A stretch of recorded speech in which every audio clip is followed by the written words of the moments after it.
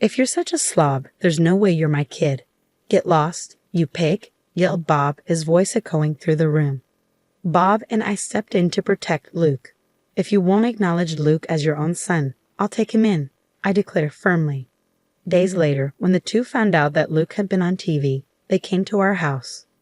Luke, come home with us, they implored. But Luke retorted, Who are you guys? I'm Katherine Johnson. Ever since I lost my husband a few years ago, I've been living alone in a big house. It was lonesome, having no particular hobbies. Every day was unbearably dull. However, there was one thing I looked forward to, seeing my grandson Luke. Seeing my adorable grandson was the only thing that brought me comfort. My son Bob and his wife Michelle ran a nightclub together. It seemed to be flourishing, and the couple always seemed busy. After several years of marriage, they had a baby. Apparently, they wanted a girl and to make her the star attraction of their club. Even before the baby's gender was known, they bought tons of baby girl products, holding high hopes. However, the baby turned out to be a boy. The disappointment of the two upon knowing that it was a boy was profound. Once the baby was born, you'd think they'd find him endearing. That's what I optimistically thought, but it didn't go that way. Bob and Michelle showed no interest in the baby they had brought into the world, nor did they seem to care much for him. Even his name wasn't given much thought by the two. Fed up, I presented a few options, and from those, the couple chose the name Luke. The couple continued to show little interest in Luke. The two were determined to have a girl next time, but they never had another child. Michelle gradually began to harbor resentment towards Luke. All our plans got messed up because you're not a girl. It's all your fault, she would often say, displaying a misplaced hatred towards him. Moreover, led by Michelle, Bob too began to adopt a cold attitude toward Luke. If only. If I had intervened at that point, maybe things wouldn't have turned out this way. Eventually, Michelle stopped making meals for Luke. Instead, she'd leave a $5 bill on the table every day before heading to work, not returning until the early hours of the morning. Luke spent the long hours from evening to night alone. Just imagine how daunting it must have been for a young child to wait alone for his parents' return. With the money Michelle left, Luke had been buying his meals at the convenience store. Still a young boy, Luke didn't consider things like nutritional balance and would often buy sweets and potato chips to eat. Furthermore, there were times when he would eat convenience store meals that were about to be discarded.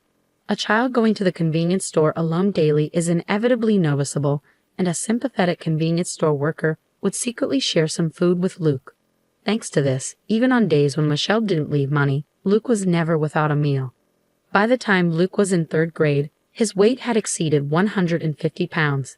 This was the result of his unhealthy diet of sweet bread, convenience store meals, and sweets every day. Bob and Michelle seemed displeased with this. Ever since Luke had put on weight, the two had been verbally abusive towards him. Look at how fat you've gotten. Get a grip. You're not my child. You're just a fat burden. Get out. You're in the way. When I learned that they had said such things, it felt like my heart would burst. I often wondered how Luke felt hearing such harsh words from his father. Worried about him, I occasionally visited their house to check on him. From Bob and Michelle's tone, I had a hunch they were starting to resent Luke. I visited their home to confirm that they weren't doing anything terrible to him. One day, sadly, my fears came true. There's no way a fat slob like you could be my child. Get lost, you pig. Bob's voice boomed as soon as I opened the door. Rushing towards the noise, I found Luke lying on the floor, his hand on his cheek, indicating Bob had hit him. Bob, what are you doing? I rushed over to Luke, pulling him towards me to shield him from Bob's rage. As I looked at Luke, he gazed back at me with a vacant expression, his eyes reflecting surrender. I regretted seeing such a young boy wear such a defeated look. Bob seemed unaware of my arrival, his eyes wide as if they were about to pop out. Do you understand what you're saying? Luke is genuinely your child. I yelled at Bob. Though Bob is my son, I couldn't comprehend his actions. Even if Luke wasn't the daughter he had hoped for, I couldn't believe the treatment he was giving to his own innocent son. If you don't acknowledge Luke as your child, I'll take him in, I declared firmly. Both Luke and Bob were taken aback by my sudden words. From there, the conversation moved rapidly, with Bob and Michelle seizing the opportunity to rid themselves of their problem. They eagerly accepted my proposal. Thanks, Mom.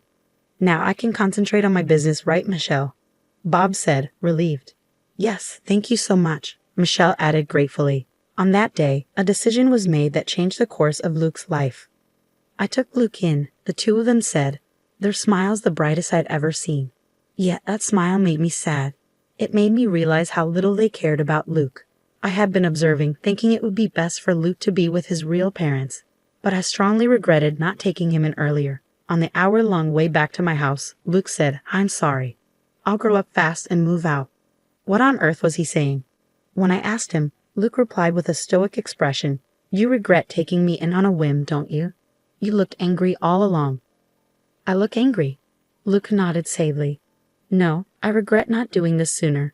I should have let go of my notion sooner that you must be happier to be with your real parents. Are you annoyed with me? Luke looked at me with anxious eyes. I tightly hugged him. No way. I know for sure that I love you more than those two. Luke seemed uncertain of how to react. He was freezing like a statue for a while. Then he mumbled softly, This is the first time I've been hugged. Tears welled up in my eyes, and I swore to myself that I'd make this kid happy no matter what. From that day on, Luke transformed into a lively and cheerful kid. He started laughing more than I could have ever imagined, and he also became more talkative. Every day when he returned home from school, he would help prepare dinner while excitedly sharing the day's events. You seem very cheerful today, Luke. Did something good happen? Do you know something funny happened today? While we were singing in music class, a sparrow flew into the room. The teacher was in such a frenzy. I was wondering why, and then she almost started crying, saying I can't handle birds. Remembering the events, Luke chuckled. He looked so cute and lovable that my heart melted. Since he started eating healthy meals at my place, Luke's physique became more standard. Although he maintained his childlike charm, his contours sharpened, making him look quite handsome. He shyly told me that the girls at school started talking to him more. Luke seemed happy every day, and I was relieved to see him that way. The day of the first parent-teacher conference since I took Luke and came, Luke's homeroom teacher made a suggestion. Why don't you have him take an IQ test at the hospital? This suggestion made me anxious. I felt like they were saying there was something wrong with Luke's intelligence. Is Luke falling behind the others? As I asked this, the teacher hurriedly waved his hands. No, it's the opposite. From my experience, I believe Luke may be gifted. I was a bit puzzled by the unfamiliar term gifted. According to the teacher, gifted refers to children who possess innately higher abilities compared to their peers. The teacher handed me a piece of paper. This is a graph showing the change in Luke's grades. At a certain point, Luke's grades shot up significantly. Sure enough, the graph showed a sudden upward trend. Looking at the dates written on the x-axis, I realized that the change happened right after I took Luke in. I was surprised at how sudden it was, so I asked Luke, Have you started going to a cram school or something? This increase is unusual. But that wasn't it. Apparently, Luke had been adjusting his results to avoid doing too well. I didn't quite understand what the teacher meant, so I turned to look at Luke, who was sitting next to me. Noticing my gaze, Luke began to speak. At my old home, if they found out I was doing well in school, they didn't like it. They'd say I was being cheeky, and I'd get hit more than usual. Luke shrugged his shoulders. So during tests, I would intentionally leave answers blank or get them wrong. I actually knew all the answers, though. Luke smiled smugly. Now there's no need for that, so I just take the test normally. It's so easy it's boring. Even just reading the textbooks lets me understand everything in class, which isn't fun. I want to study something more challenging. I looked at Luke deeply, momentarily worried that the teacher might feel offended by his words. However, my worries were eased when I heard the teacher laughing loudly. What do you think? If Luke is gifted, we might be able to provide support that suits him. Why not get tested at the hospital? The teacher suggested. If it's for Luke's benefit, with that in mind, I decided to take Luke to the hospital over the weekend. From what I could tell, based on his behavior at school and home, as well as the results of his IQ tests, it seemed that Luke may be gifted. The doctor spoke clearly. Luke's IQ was significantly higher than average, which surprised me. I had no idea Luke was this smart. No wonder he finds school so easy.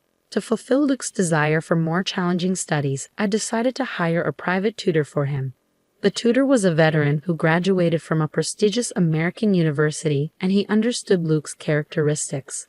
Luke was pleased, saying it was more fun than school. He passed both the English and Chinese proficiency tests with the highest grades at the tutor's suggestion. When the tutor posted about his proud student on social media, it spread rapidly.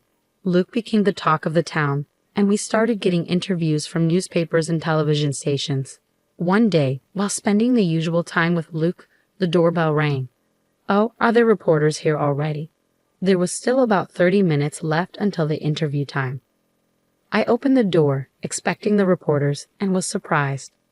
"Long time no see, Mom. I've come to get Luke." There they were, Bob and Michelle. "What brings you here?" When I asked, Michelle flashed a bright smile and replied, "Dear mother-in-law, thank you for caring for Luke until now. From now on, he will live with us." I couldn't believe what I was hearing. "What on earth is this woman talking about? You must be joking." "Luke has an interview soon. I'm very busy. Please leave." Upon hearing the word interview, Bob and Michelle's eyes lit up. So it really was Luke we saw on TV. Our son is truly remarkable. Their faces turned towards each other, excitement bubbling between them. And then they blurted out an outrageous idea. "If Luke comes back, our shop will be secure." Beside Bob, Michelle was nodding fervently. "If we get customers who come to see Luke, our sales will go up. In the long run, we could even leave the management to him. That would make life easier for us." I was astounded at the self-serving thoughts of the two. After claiming that Luke isn't their child, they show up to take him back when they realize how talented he is. A child is Luke, not a possession of his parents. Don't you understand? I had reached the limit of my patience. Just as I was gearing up to give them a piece of my mind, Luke appeared behind me. Seeing Luke, Bob and Michelle broke into smiles. Their smiles only stoked my irritation. However, their smiles were shattered by a single phrase from Luke. "Who are you guys?" Luke asked, staring at the two straight on. They looked bewildered. "Who are we?" "We're your dad and mom. You're a beloved child who I suffered to give birth to," Michelle said, her words making me feel sick. How dare she call him her beloved child? Just as I was about to retort, Luke smirked and said, "My only family here is my grandmother." "I don't know you people who abandoned me," he stated firmly. "Luke, that woman is your grandmother, not your mother. Come back home with us." Bob tried to persuade him gently, but Luke glared at him. "My home is here with my grandma. Unlike you, she's always showed me love. You abandoned me, and now you want to reclaim me because you think I'm useful. You're not my parents." It was the first time Luke had ever raised his voice like that. Bob and Michelle cringed at his outburst. Bob, visibly irritated, tried to grab Luke's arm. Just as I was about to intervene, a voice called out from behind Bob. "Is what he said true? Did you abandon him?" Journalists began to gather around, their faces solemn. They had come to interview Luke. It was already the time of our appointment with them. Reporters surrounded Bob and Michelle, circling them and firing off questions. Later, this interview was broadcast on television with a sensational title, "The Sad Past of a Genius Boy, Confronting the Parents Who Abandoned Him." The impact was immense. The couple was lambasted on social media, and their business received numerous angry calls. How could you abandon him just because he wasn't a girl? People demanded, "Don't try to manipulate your child for your own convenience." On top of the angry calls, crowds of people apparently gathered to see the faces of these terrible parents. Needless to say, business couldn't operate normally under these conditions. In desperation, Michelle reached out to her parents for help, only to receive a cold response. "You reap what you sow. Deal with it yourself. We have no intention of helping anyone who abandoned their child." Bob and Michelle were universally scorned and abandoned. The two of them were reportedly upset, crying out, "Why is this happening to us?" Hopefully, this incident will be a wake-up call for them. Although given their current attitude, the prospects seemed bleak. After that incident, Luke and I quickly moved away. I wanted to cut ties with them. I couldn't stand going through this over and over. I respected his decision, and we moved far away to prevent the two of them from ever approaching Luke again. We would have sought legal measures if we could, but it seems it's hard to sever ties with biological parents, even if they are adoptive. In Luke's new school, he made a good friend who seemed to understand him well.